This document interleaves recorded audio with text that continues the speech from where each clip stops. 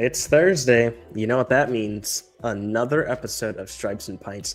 Hard to believe we're already on episode 6. It feels like we just started this literally like 2 weeks ago. But here we are, episode 6 of Stripes and Pints.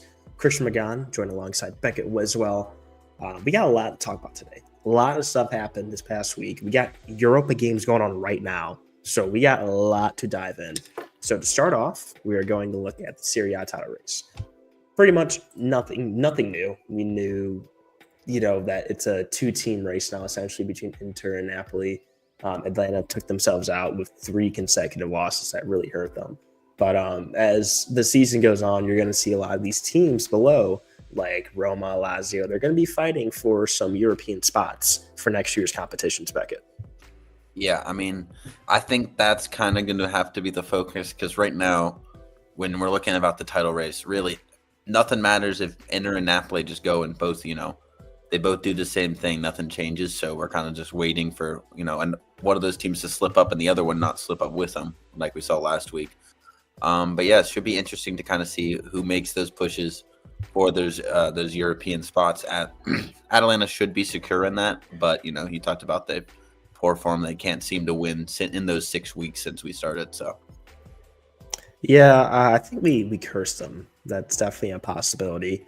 But looking at Napoli, 6 games remain. They are not in any European competition. Inter just won in the Champions League. We'll get to that in a moment.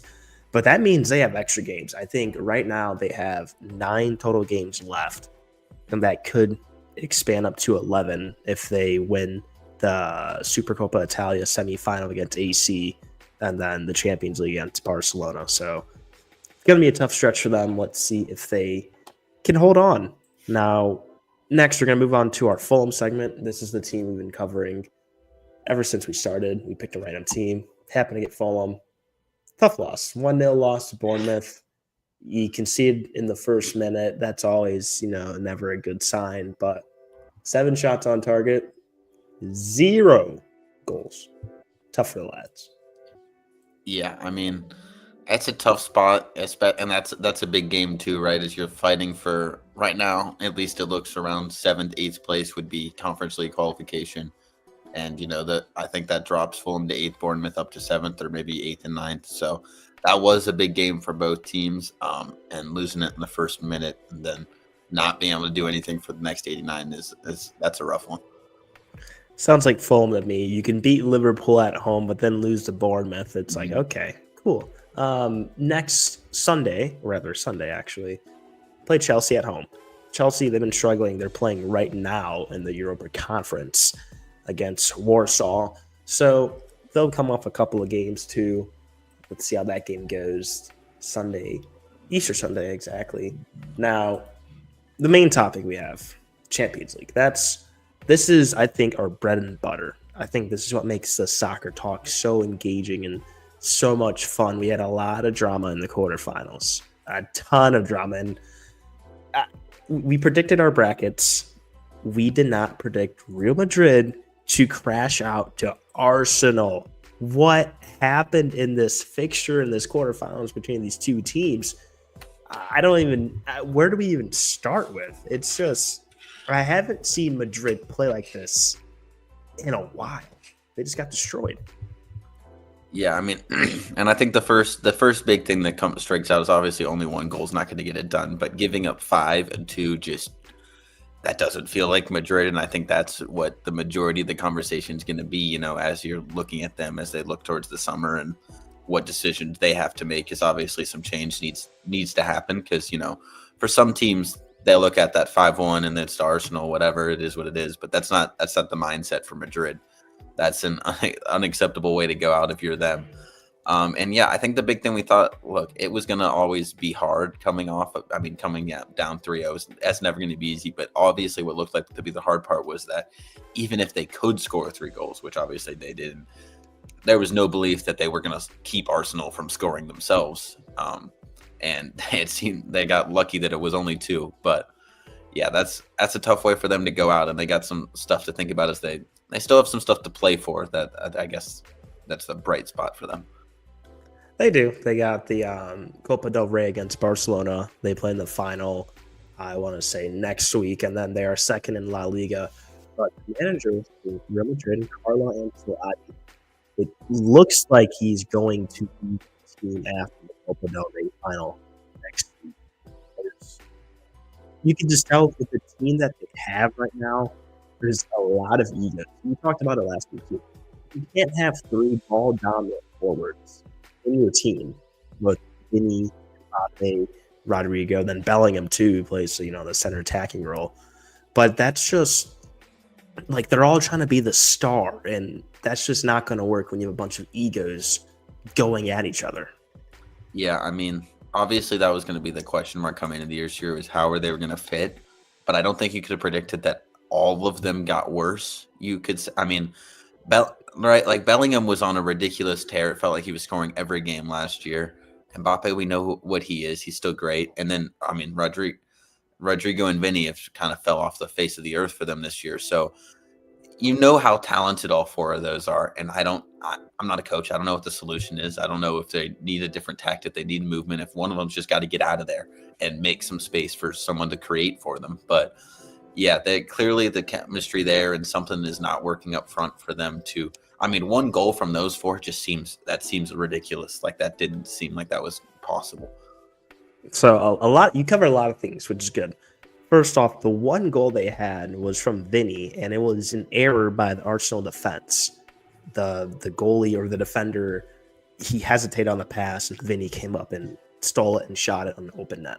That was their only goal. Other than that, their play style is very unique in this second leg specifically because they had a lot of possession and made a lot of passes in Arsenal territory, but they couldn't create any real chances because they rely on the cross way too much. They would get it up towards, the corners, but inside the box, they couldn't get nothing. And that's because you're trying to head the ball with Mbappe, Rodrigo, and Vinny, who are all below 6 feet tall against a tall Arsenal defense. So it's like what you're trying to do, you keep going at it like, hey, I'm getting the space, I'm going to cross it. Didn't work.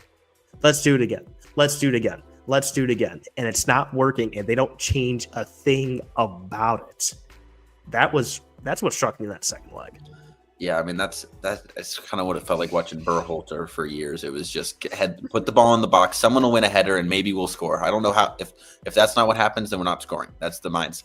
But it makes absolutely no sense given who you have. Like you mentioned, the height, obviously, but the only success that they had in the first leg was when they were able to get out and run and make it an end-to-end game. That was the only success. And obviously, Arsenal, they're not going to let that be the way the game's played when they're up by that much. They're going to slow it down. They're not letting you get behind them, obviously.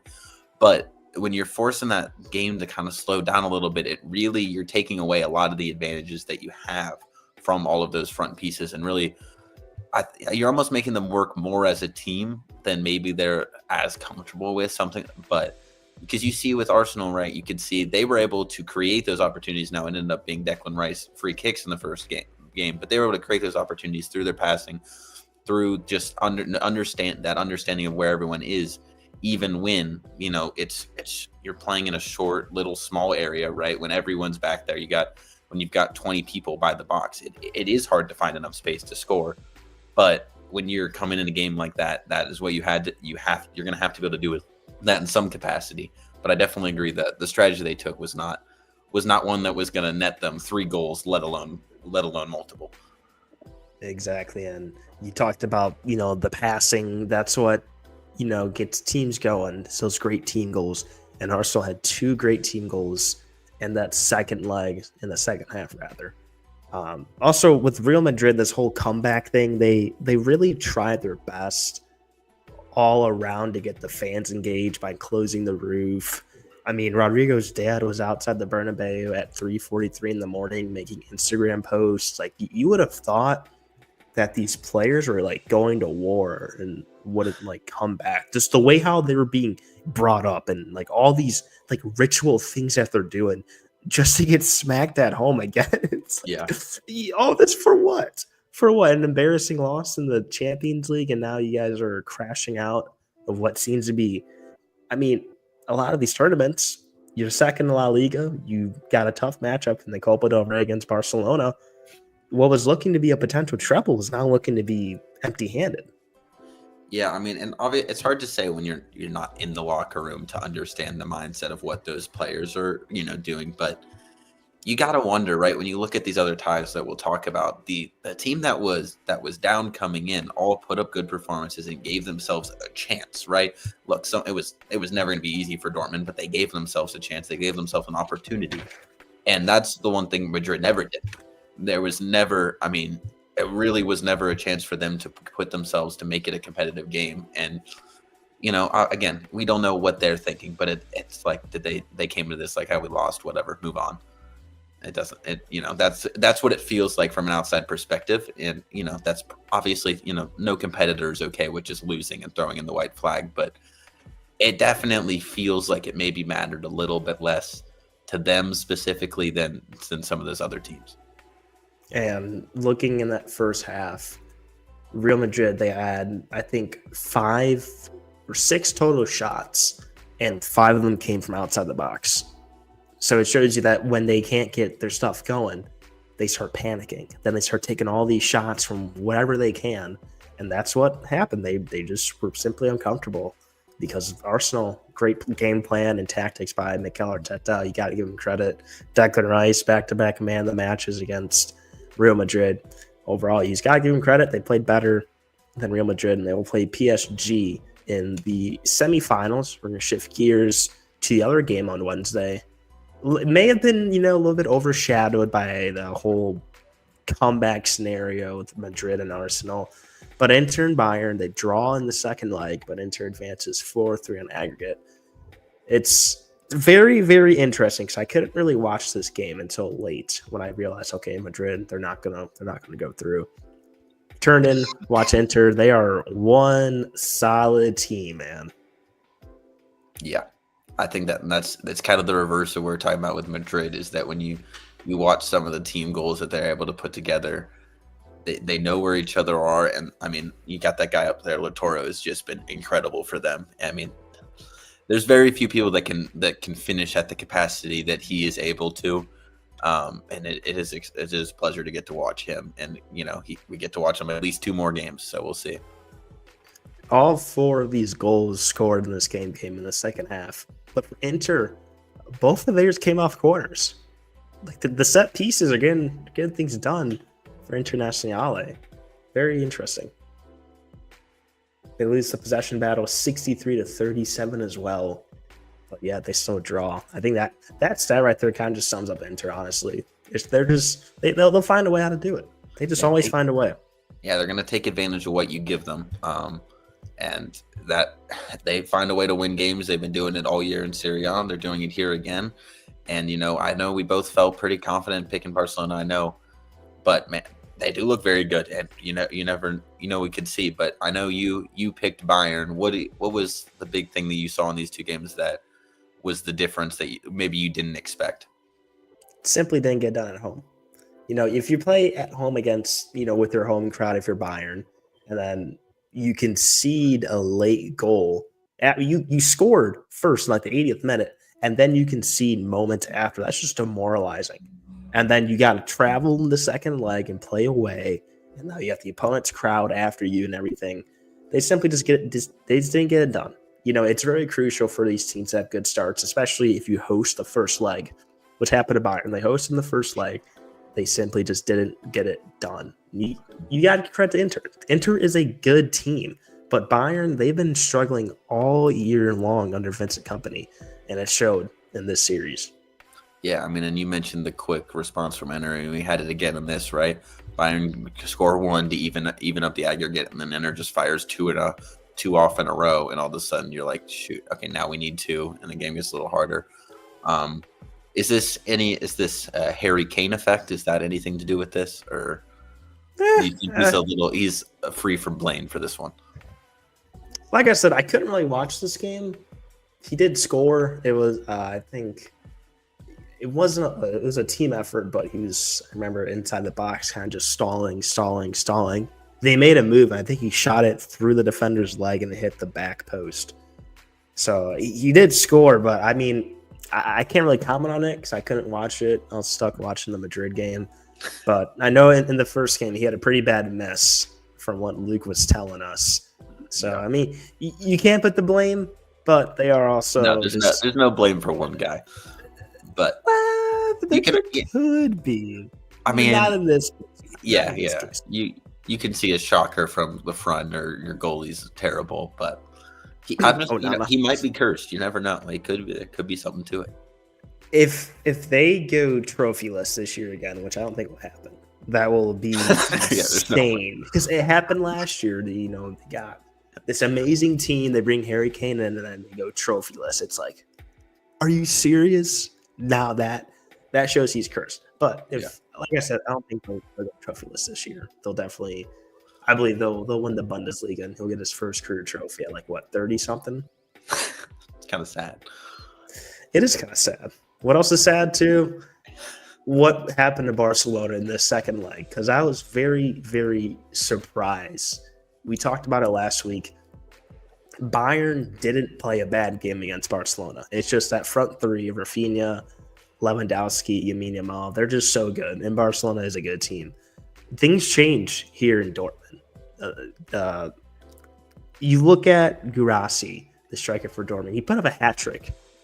And there's a moment in the 50th minute where it's like, okay, if Dortmund gets one more, it's going to get very interesting because they're up 2-0 already in the game, but then they concede an own goal, and it's like, well, damn, that's that. I think it was Barcelona's first shot on target came in the 50th minute too. So it's like that first half, you're like, wow, Dortmund can really make things interesting. Then that happens, the own goal, and it's like, okay, well, game's over. Yeah, I mean, there's just so little room for error when you're coming in down 0-4. You have to play a perfect 90 minutes, and even if you play a perfect 89 minutes and get an own goal, it doesn't matter. No, they did dominate though. It is 18 shots, 11 shots on target. They were the better team by far in this match, and obviously that's not going to be the takeaway they're happy with, but they should be proud of that. They did put up a phenomenal effort, and I think that's something that should matter a little bit when we're talking about some teams, maybe not, but they put in their effort against, to us, who is maybe the second favorite, depending on how you look at PSG. But I don't know the last time, I guess you would say that Barcelona's front three has had that hard of a time. Right, for them, they just didn't have the options to create for anything, and that's with possession. Right, it's not like it's one of those games where they just didn't have the ball. They had it, they just couldn't do anything with it. And so there is something to be proud of with that, and that it was a good performance from them. And you got to look at, first off, Dortmund in that first half they looked very, very well to me, and Barcelona had a lot of miscommunication. They had some sloppy play. The thing that stood out to me is that Dortmund was shifting around their defensive line quite a bit. At times, they would have 4 across the back, and then they would sometimes have 5 across the back. But the key thing is, at moments, they were man-marking Yamal. So it's like when you have these 5 defenders and, either dropping back a midfielder or making a wing back, they're dropping back these defenders, and they man-marking Yamal. So now it's like, okay, I'm forcing the midfielder. He has to control possession now. And then between Rafinha and Lewandowski, I thought Lewandowski played pretty solid. He looked to be intact. Rafinha and Yamal looked like they were kind of lost. And you could see it in the passes they were trying to make. There's a lot of miscommunication. They looked careless at times. But it was because of that Dortmund defense that they had. But ultimately, like you said, being down 4-0, that's hard to come back from. I mean, one thing will be interesting. You talk about changing up the defense, trying to make, because we talk about how amazing Yamal is, but he is a kid, right? And at the end of the day, that does weigh something. You're younger, you've seen less, right? It's easier to get flustered, confused, because you're going to see something you haven't seen before. So obviously a big thing to look at for them, obviously, is learning from this, moving forward. Okay. Because Enner's watching this, and they're going to try and implement something, right? Something similar to make those wings uncomfortable. So then the question becomes, okay, so Barca, what are you going to do differently to kind of try and combat that? And they do start at home, which is probably for the best for them, maybe, to try if they can get another quick first result and get ahead early. But it could be a situation like Bayern where you get a draw, and then that makes it really hard for you moving into the next leg. Yeah, and We talked about it a lot. We're going to say it again. You got to take this home field to your advantage. You need to get off to a hot start, especially in this stage of the Champions League. We're in the freaking semifinals. There's 4 teams left. You have to get off to a good start. You have to. And who got off to a good start at home? Definitely wasn't Villa. Okay, PSG got off to a good start. I mean, where do I start with this? Because in the first 35 minutes, I thought PSG was just going to walk into Villa Park and just take over the stadium. Both of their goals came from their wingbacks. It was insane. Hakimi, Mendes, they both scored. I'm like, okay, this PSG counterattack is just insane because they have these fullbacks that are tracking up the entire pitch and they're scoring goals like they're forwards. It's like, what? Like, how is that even happening? But then things started to change in the second half. A couple of goals from Villa made this dream of this improbable comeback scenario almost, it almost happened. It almost became reality. It was very close. They had 40 minutes to do it, to get that last goal, and they couldn't. And they should have done it. That's the thing. Villa should have won this game. Villa should have beaten PSG on aggregate. Because in that second half, something changed within this team, and they started to turn it up. And they had 3 or 4 chances that could have at least tied it. But Donnarumma made some key saves. One of the defenders in the last, I think Matson shot at the last minute. The defender stepped in, went off his thigh. It was going to go in. So Villa had their chances. They should have won this game.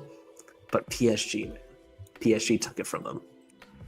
I mean, and if they could have gotten that game to penalties, I know who was winning it. I'm just Villa's not losing penalties. They got the best penalty goalkeeper in the world right there. So they just needed one more and then to stall for 30. But I mean, I just saw PSG had 3 fouls the entire game, which is dude. They had 182 more passes than Villa in the first half.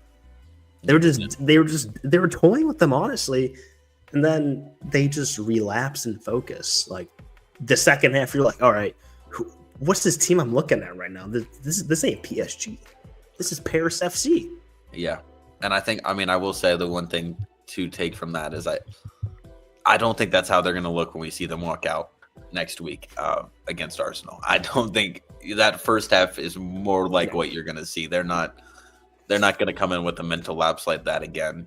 That was a chance, that Villa had, and they couldn't come away with it. It's unfortunate.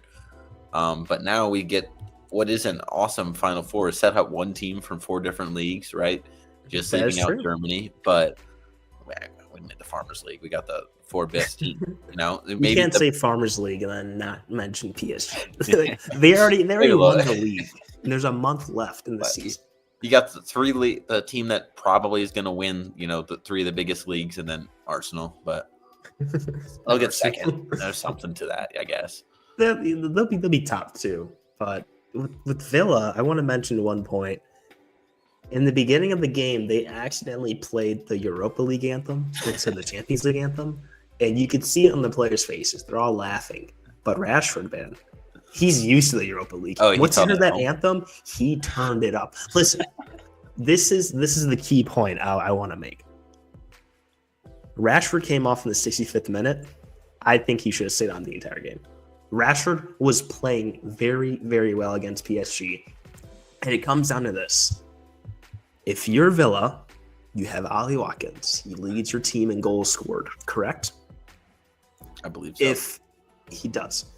If you're bringing in Rashford, who's going to be your forward, right? And you're like, all right, I have Ali Watkins.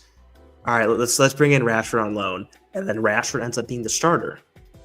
You shouldn't have to be obligated to put in Ali Watkins if you're the Villa manager, right? Mm-hmm. So if Rashford is doing well, you shouldn't have to be like, all right, 70 minutes, Watkins, come on in. That's what ruined it, in my opinion. Villa was doing fine with Rashford. He was playing well. And then they took him off because they had to bring on Watkins, right? And I think if you're a manager, right, you have to find a way to at least get both of them on the pitch. I don't care what it takes, because you can't have someone play so well and then because the other person's so well on the bench that you have to bring him in, right? Mm-hmm. You get what I'm getting at? Yeah, and that's what I was going to ask. I was going to say, is it more a positive on Rashford or a negative on Watkins in the sense that they could have both, like, were you saying they could have both just come in? There's no reason that I don't know how Watkins performed, but how crazy it is to think that like 4 months ago you're upset that Watkins comes in for Rashford. You said that to me 4 months ago. I've been like, why was Rashford in to begin with? Like, Sometimes people why? just need that fresh start, and Oh yeah. I think that, and then hearing the Europa anthem too turned him up. But he should have played the entire game. I don't know why they took him off. Yeah, I should say I especially don't know why.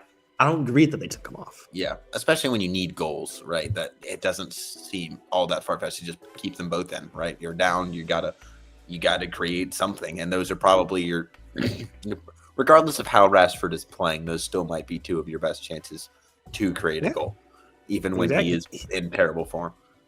He literally assisted on the goal that brought him down to 1 on aggregate. Like, he made a nice move towards the side, and then he made a nice pass inside, easy goal.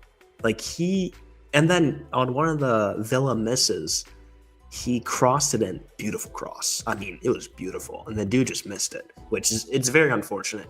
But Rashford is doing very well because, you're the manager. You have Ollie Watkins on the bench. You have to put him in if you're the manager. Yeah, you can't let Watkins not play. I do think that because the story, I mean, if you come out, 1 goal short and you don't put Watkins in at any point, the story is going to be Ollie Watkins sits on the bench and feels helpless as his team can score. That is going to be the story. He has to play. That is. That's the thing. I do agree that you could argue that Rashford's probably not the right person to be the one coming off for him, regardless of, position. I mean, Rashford can move to the wing. That's not, or you can move to 2 strikers. It's not really. Yeah, it's not that hard. Obviously, there's a lot that goes into it. Yeah. But if that's the point, is when you brought in Rashford, you knew this was going to happen. You knew you can't play them both at the same time, really. Someone's going to go to the bench, and it happened to be Watkins. But like I said, if you're the manager, you shouldn't have to be obligated to put him in, because now you screwed yourself with this. Because like you said, if Watkins doesn't come in, the story is, why didn't Watkins play? If Watkins comes in and then they lose, Watkins should have stayed on the bench. Rashford was doing so well. So now you're in this, like I said, you just screwed yourself.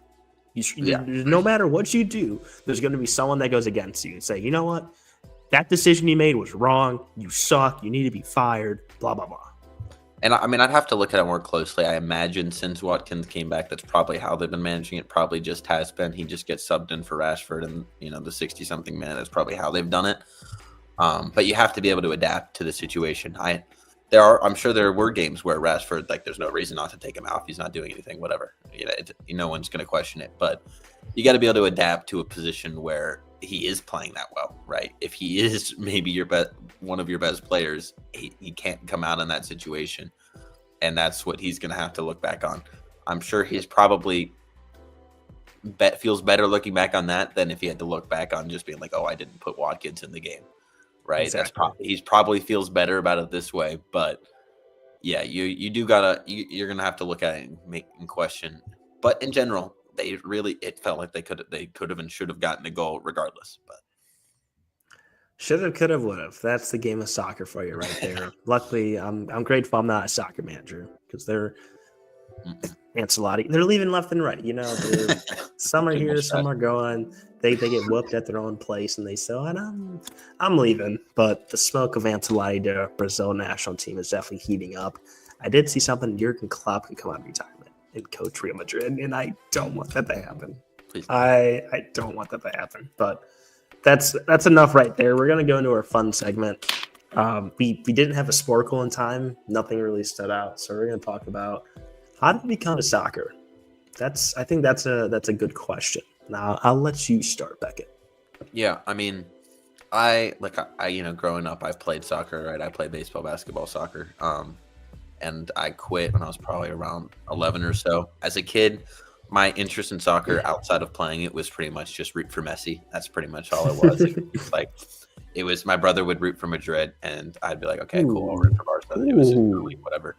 And that matters 3 times a year. It was like 3 times a year we watch the game, whatever. But I didn't really, and I'd go to some FC Cincinnati games as they became cool and everything.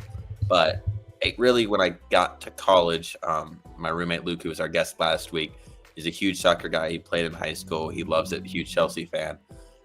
So all of a sudden, soccer was on my TV constantly, and I kind of found myself getting more interested in it and trying to learn more and more about it. And I definitely think a big thing that helped with that was the World Cup that year was phenomenal, right? 2022, that was a phenomenal World Cup, and I think that definitely helped towards my interest. But then later that year, I'm sitting there watching Chelsea games, and my enjoyment was watching Chelsea lose. That was genuine. That was my team. Whoever's playing Chelsea, I just thought it was funny. But eventually, I was like, okay, I gotta pick a team. So I was thinking about them, and Fulham was originally on that list just because I watched Willian score 2 goals against Chelsea, I think. And I thought it was hilarious, and I thought it was really fun. But then I went to my barber, he's a Sevilla fan. He'd always have the Sevilla game, the Europa Leagues on the TV while I was there. But Europa League Sevilla. He's got Europa League Sevilla, the champs. And I was listening to teams. I was like, Fulham, whatever. And he told Newcastle was on my list, and he told me, he was like, you should choose Newcastle. They just got bought by these Saudi people. They got all this money now. And I was like, oh, cool. They got money. That works for me. Hey, that's crazy. Cool. And then, so last year I really started watching them. And obviously it was not a fun year. This year's been a little bit more enjoyable. But I think we're really Trippier and Gordon, I really started to love. And maybe not so much anymore. Neither of them are really that impact players that they were. But they were really fun to watch. But I do think if I had to give credit to one thing, that World Cup is really what made me care, because I do think it was great for the game, and it was just great for me to watch. That World Cup, man, something special. I'll never forget leaving class, walking over to Morgan's, and there's like 10 of us watching the USA team play. I think this was the Iran game. I think I was like 30 minutes late because I had class, but remember, it's just there's nothing like it. In 2026, the USA is hosting, or North America's hosting the World Cup. Should be something special. I gotta ask though, you and your brother, Real Madrid fan, Barcelona fan, like any tussles, any scuffles going in there, or no? So my brother's 3 years younger than me. So the thing you gotta understand, right, especially with younger brothers, is they're doing 70% of what they do for attention. That's really what they. So my brother had an Alabama jersey at one point. He had a Michigan jersey. He will deny this to this day. I swear he rooted for the Cowboys at one point. He's a Cubs fan. I mean, my brother's just doing things to mess with me, right? Like, I think that I support the hate watch, man. I'm not gonna lie, I support it. No, and at the time it wasn't terrible for him. It was kind of just half the time we watch and one of us wins and it's whatever. I know. I have specific members because after soccer tournaments we'd always go to Dave and Buster's. That was like my team's thing, and I remember there was one game I remember watching Messi just destroy Madrid there, and I thought it was really funny. But yeah, it's kind of funny because throughout the years we just had different little beefs. Like when I was a kid, I rooted for the Broncos sometimes because I love the colors. And so my brother's like, "Oh, Cam Newton, let's go Panthers," and that was fun. But that's kind of just what it was like for me as a younger brother. So soccer was no different. Well, with me being the youngest, I've definitely been in that situation before, just to aggravate people. I'm like, you know what? I'm going to go the opposite of you just to piss you off because I want to, right? Mm-hmm. All right. I'll go to my story. All right. It starts off about 2013, summer. I'm on YouTube, and I see these guys that are uploading like FIFA content. This KSI, this Road to Shore guy. I'm like, who are these guys? They're doing these pack openings. I'm like, this is kind of interesting. These guys are kind of funny. I'm not going to lie. And so that summer, I got my first FIFA. It's FIFA 14. And I forget, it's one of the best FIFAs I ever played because it was so much fun. And one of my, good friends growing up, we'd play FIFA together, play soccer. But the thing was, I look at it now, there's a lot of accessibility issues when it came to soccer. Just because I think I didn't know about it as much when it comes to like soccer on TV, because this was like cable. Oh, like, yeah. We really didn't have streaming like 2014 yet. So it's like, how could you watch the games on cable? Like I really didn't know how to. So I couldn't really watch it, but I kept watching these like FIFA videos, like I mentioned. And then I started learning the players, and Neymar just really stuck out to me. Like I was like, that's my guy right there. That's my guy. I want to get my hair like him. And then around the corner was the 2014 World Cup in Brazil. So I was like, okay, cool, bet. Watch some of those games. America tragically go out round of 16, Belgium. Sad. But after that, pretty much just, keep watching these FIFA videos. I get FIFA here and there. But I played freshman year of high school, I played soccer. I was like, why not? And I made some new friends, and I still talk to some of them to this day. But really, the main thing, I think, is senior year when I watched the Champions League final between... No, I lied. I got to go back a step. 2019 Champions League final, Tottenham versus Liverpool. I'm like, this Tottenham team's really interesting. I'm going to go Tottenham to win this game. And there's a snap that says, Tottenham's winning 4-1, don't at me. And they lost. So that's how I became a Tottenham fan. 2022 Champions League final between Liverpool and Real Madrid. Watched that with my good friends. And then ever since that kind of got me into soccer. Freshman year, the entire thing, that got me into it as well. And then that's when I got out. I'm going to get Peacock. I'm going to get Paramount Plus. Champions League, I'm going to go watch that on Paramount now. So that definitely had a lot of implication in the World Cup too in 2022. That's just insane. Like as time goes on and I really understand sports more, it's one of the more appealing sports to watch because I know it's going to be done at X amount of time. I know if the game starts at 3, it's done by 5 o'clock. Yeah. Like basketball, the final 2 minutes takes 30 minutes. Like I'm not here for that. Soccer, the game starts at 3, it's done by 5 o'clock for a fact, unless it's a knockout game. And the game's 45 minutes uninterrupted. I'm in my seat, I'm there. 2 hours later, I'm out. And that is a fact. But I'm going to Europe in a couple of weeks, and I'm really, really, really trying to go to a couple of soccer games. That's just how much the influence is on me now. So I'm rooting for a couple of teams, need a couple of outcomes. But that is my how did I come to soccer moment. I mean, I completely forgot about FIFA because that's like, oh my gosh, FIFA. I feel like that's got to be just sports games in general are a huge way that anyone gets into anything, but FIFA especially has to be just. I knew the one that I played FIFA Street a ton. That's like, I remember me and my dad, like I had like a one where we're just going around, like you just go around Spain playing people, or like I don't. It was just like I just remember that being fun. But you talk about the accessibility issues, and I think that has always been the thing that is so weird to me. And it's definitely, I mean, it's an issue with baseball specifically too, I would say. But I mean, if you don't have streaming, you can watch you can watch a Prem game on Saturday and Sunday, and that's Monday. about it. And you can watch one Champions League game probably. Well, the semifinals are now on CBS. Okay, which so like, they always do that, but everything is just Paramount. Yeah, but it's if you're here and there, your team, right? And that the Prem game you're watching Liverpool. They put Liverpool and Arsenal on every week, right? Or Chelsea. If you're a fan of any other team, you're never going to see your team play. You have to go good luck Paramount if you want to watch. Like there, you have no choice. But it's so weird because it's, and obviously it's different because it's coming from other countries and everything.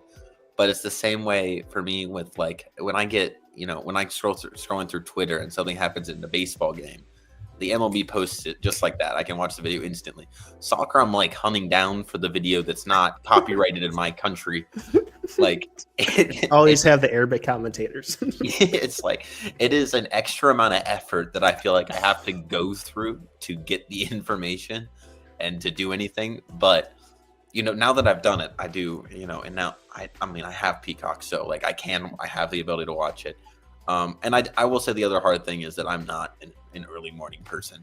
So when Newcastle plays at 8 in the morning, we know that. Like, yeah, I'm sorry, I'm not to tell you, but it's not going to happen.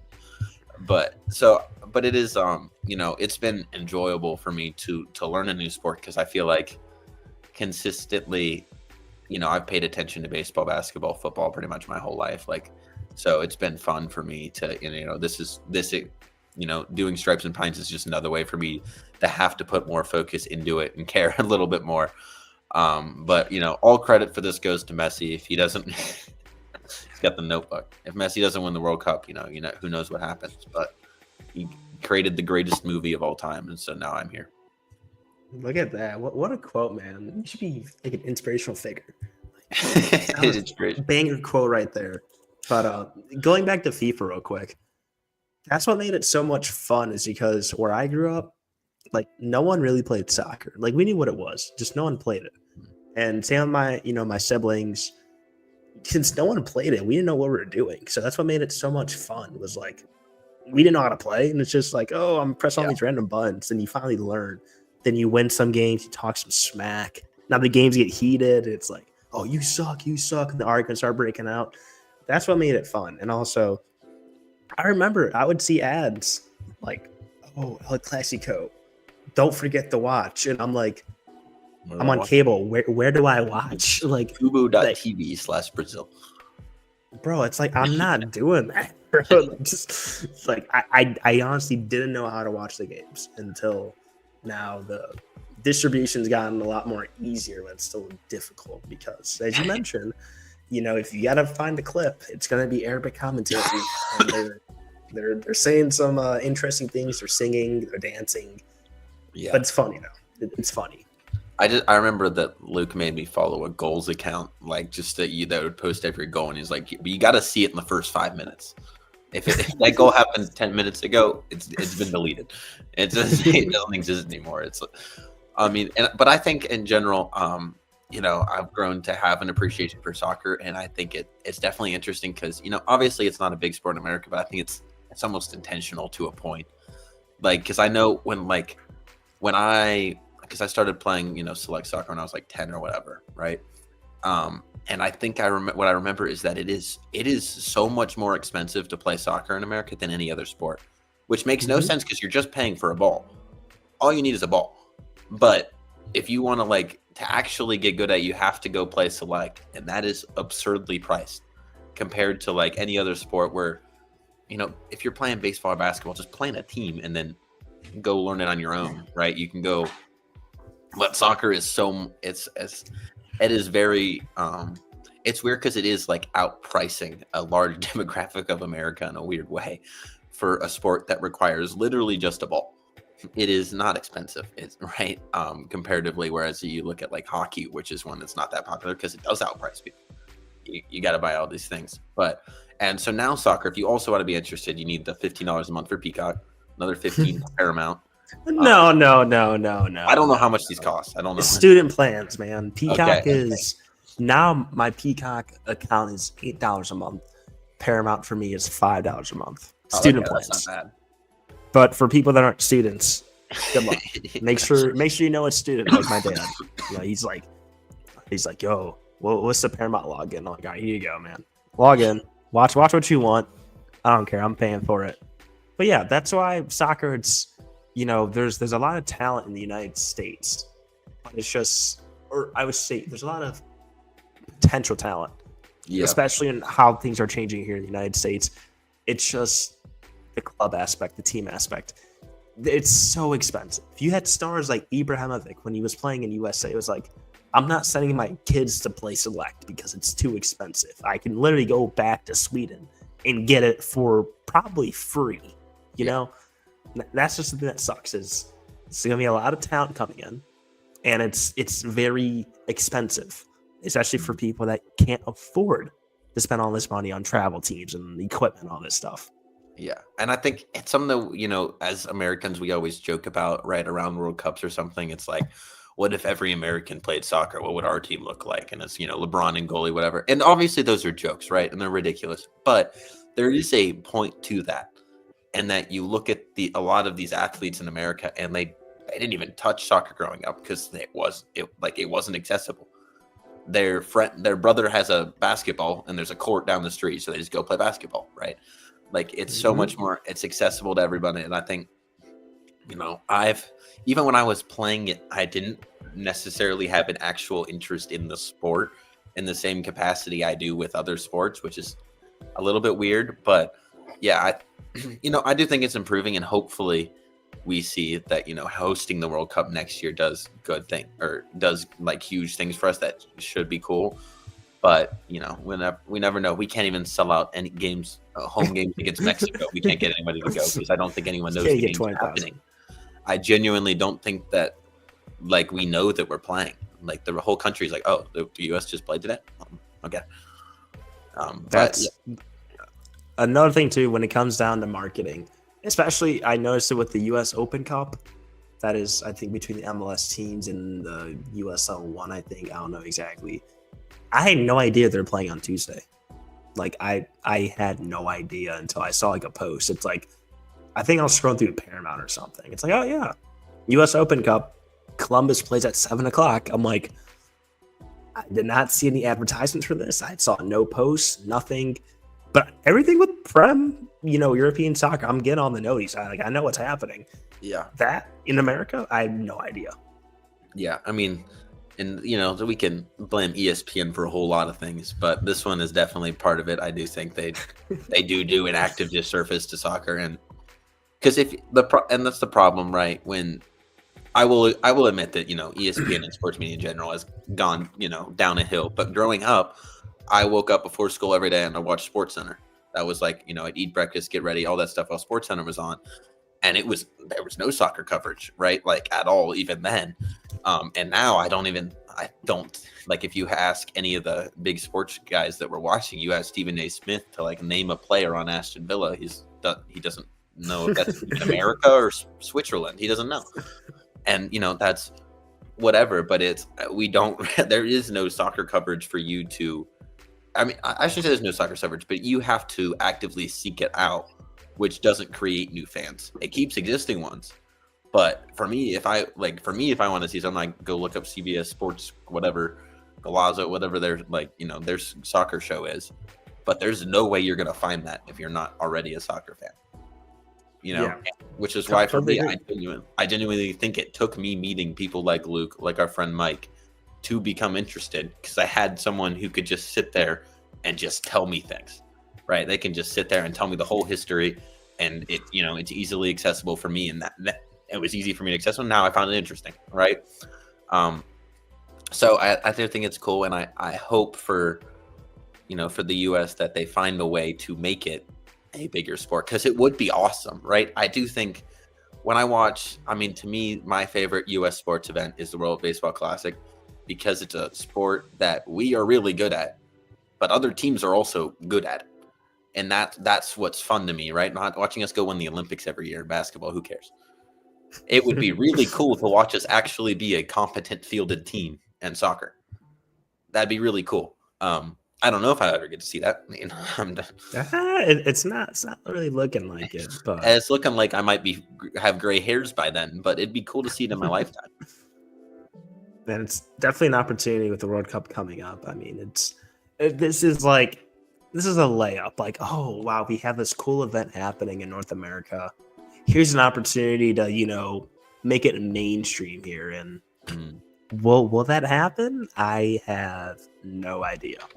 The whole focus of the country for 3 months should be on the World Cup. That should be what we're thinking about. We're hosting it. That is an actual honor. And if you ask any other country, they think it's ridiculous that we're hosting it.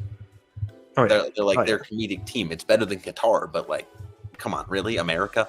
I think it's a joke. So we can choose to show the world it's not a joke, or we can continue to not put anyone in stadiums and play on turf fields, and the whole world can think of us how they continue to. I think one last thing, an influence that rather wasn't there is because Cleveland doesn't have a professional team. There was, for a long time, there was one. It was Columbus, then Cincinnati got a team. But that was the thing too. MLS, it wasn't accessible. Like, you would hear about the Crew, but like you had to like talk to someone to understand. Like, oh, I'm gonna talk to the soccer kid over there. Like what's happening with the Crew? Then they would go to a game and something like that. But it's like, at least for soccer, it's safe to say it's because of your friends that gets you into it. It's not like, I'm bored, I'm gonna pick a new sport, I'm gonna do soccer. No, like one of your friends gets you involved, and it's like, oh, that's cool. You meet new people. So it's like, it's almost like a secret club that you gotta like. Yeah. network your way into, then it's like, oh, well, what's all this? Yeah, and I think it's also similar to baseball in the capacity you have to understand what's happening in order to find any amount of enjoyment, right? You can turn on a football game and touchdown, like cool, right? But Cool. these are slower paced games. They are, and inherently that makes it a little bit more boring if you don't understand what's going on. And I think that was the hard part for me for a while. Was I'm just like, nothing's happening. No one's scoring. Oh, I just watched 90 minutes of nothingness, which sometimes that does happen. Sometimes that happens, It occurs. right? But you have to, at some point, there are times where you have to appreciate why that happens, right? Maybe it's just phenomenal defense on one side. Maybe it is the worst game of soccer you've ever watched. That does happen. Sometimes you watch. I think we talked about the Fulham United game like 4 weeks ago in the FA Cup. That was genuinely like just a terrible game of soccer. It was just awful. And sometimes that does happen, but that happens in any sport, right? And in a way, those are entertaining, but it's a harder sport to get into. So I'm grateful that I found people that like it and were able to teach me about it. Two, what do I call it? I get not canon events, but two moments I will never forget. I can say one was all of us were huddled around the TV sophomore year at here at Nick's place, right? We're all huddled around the TV watching the Nashville Miami game, Leagues Cup final. And I remember there's like 10 of us. The TV, yet they didn't have a TV stand yet. So it's like it's on the ground. We're looking down at the TV. it's not a big TV either. It's a small TV. We're all just looking down. And then Messi gets the ball, doesn't move, top bends it. And like everyone's silent. And we all go crazy. It's like, oh my God, this is happening. Like, what is happening? Second, last summer, I'm chilling, watching the Euro. My parents. Yes, said that right. I'm watching the Euro with my parents. Yamin Yamal against France gets it, makes a move, curls it in. I'm like, yeah, no way. This is crazy. But two of those moments, it's like I will never forget. Yeah, and when this is a great. I think we've touched on it. This is a really good time to start watching soccer. This is the perfect time. You have a guy like Yamal who you're gonna watch be maybe the best player in the world for the next 10 years. You never he could be anything, right? He's 17. You're hosting the World Cup in a year, right? And he'll be here too. Now, I will say the hard part is that the MLS has been destroyed by Messi. He has destroyed the MLS, which does make things hard. He has kind of ruined it, but it is. I hope that other people are able to find someone who has that interest in them, and I think that relates to a lot of sports, right? I kind of got Luke into baseball. It was kind of our trade-off. I'm like, I'll watch the Chelsea game, but you're watching the Reds game. I don't know what to tell you. And both of you end up winning because now you understand it. Now it's interesting to you. So I hope for the sake of a lot of people and a lot of in this country that they can start to watch soccer and experience it and enjoy it in a. Because I've been a hater of soccer in my past. I won't lie. Sometimes I still am. Sometimes I don't care.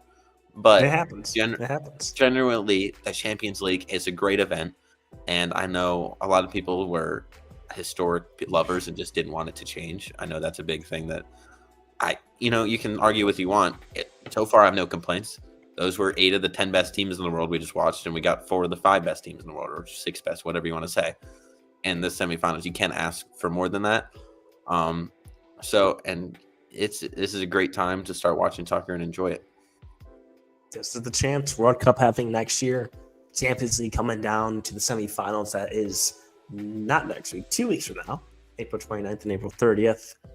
That's episode 6 of Stripes and Pints. Went a little longer than we usually do, but that's okay. Becker Wiswell, Chris Morgan, signing off. Thank you for tuning in. We'll see you next week.